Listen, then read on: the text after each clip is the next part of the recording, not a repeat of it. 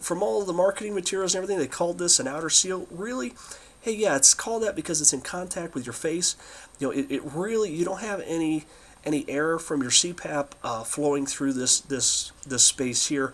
It doesn't inflate like this unless unless you have a leak here. Leaks are pretty rare. There is some good parts to this, and we'll get to that in a second.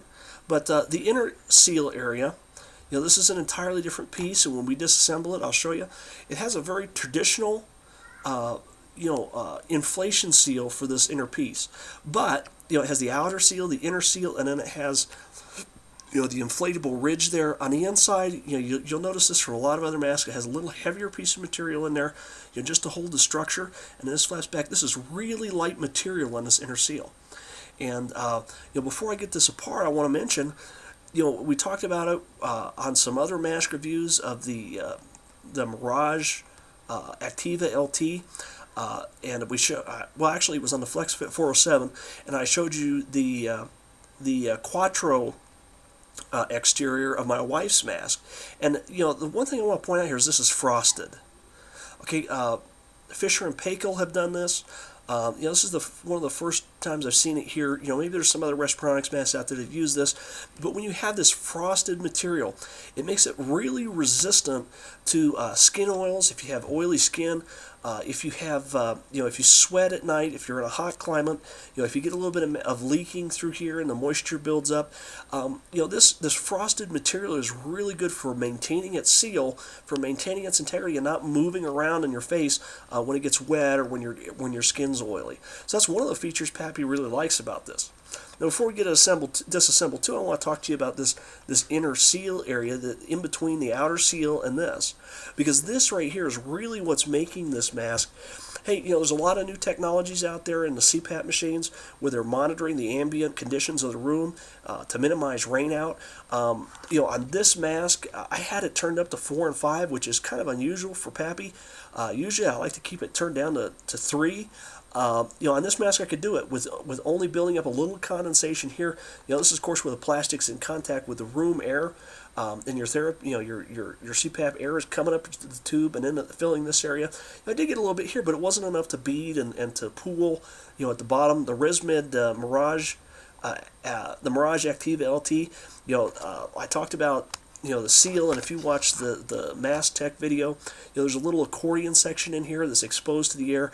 Right there, it's really thin. So what happens is the water condenses in there, and it builds up in that accordion area. And then when it doesn't affect me when I'm using it, but when I take it off, I get about a tablespoon of water in the face.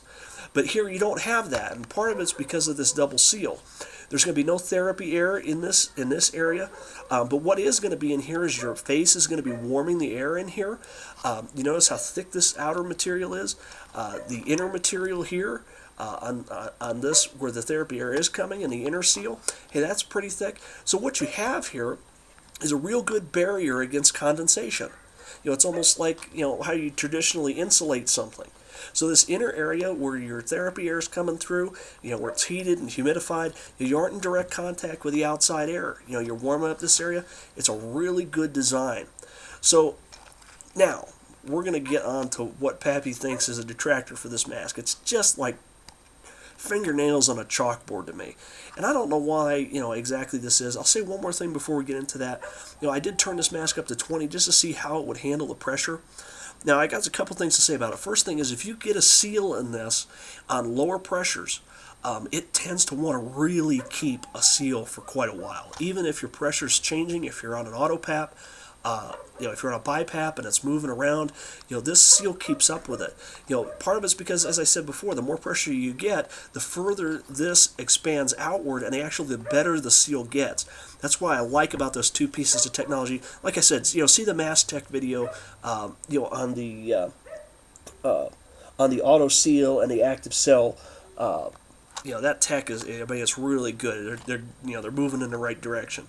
So here's the part that's like, well, when I turned it up, I got a little bit of a leak up in here. Around 20. If I could just pinched it together, without having to take it apart or check the thing, if I just pinched it together, it seemed like it corrected it. So that was pretty good there. Here's the part that really kind of gets me on this mask. Fingernails on the chalkboard. Just listen to this. Oh, Did I break something?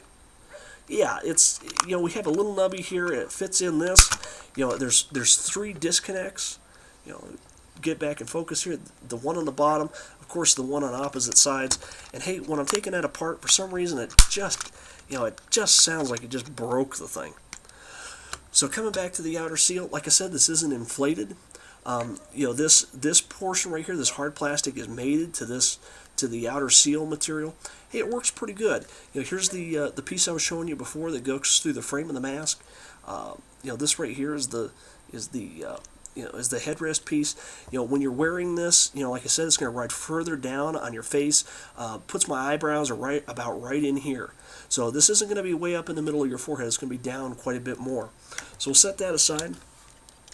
Now let's show you how this works together. This just fits in here really gently. And when the outer seal is in place, it's holding it down around the perimeter. Now, if you watch the Mask Tech video, this is that little blue area there is actually the part that's giving in and out. That's really the heart of this mask, is this inner seal. Like I said, big beefy material outside. You said, so I wear a small, so there's the small. This piece comes out, like so, and here we have the core frame.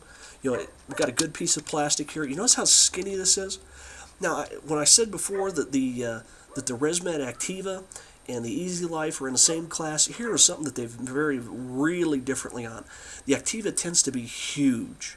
When you're wearing it, it feels like your face is, it feels like you're a horse because of the difference between your face and the tip of the mask. This is really narrow, and even when you get all the seals together with it, it stays a pretty narrow mask, and that's one of the things I really like about it. Now, about fitting this mask, we talked a little bit about how it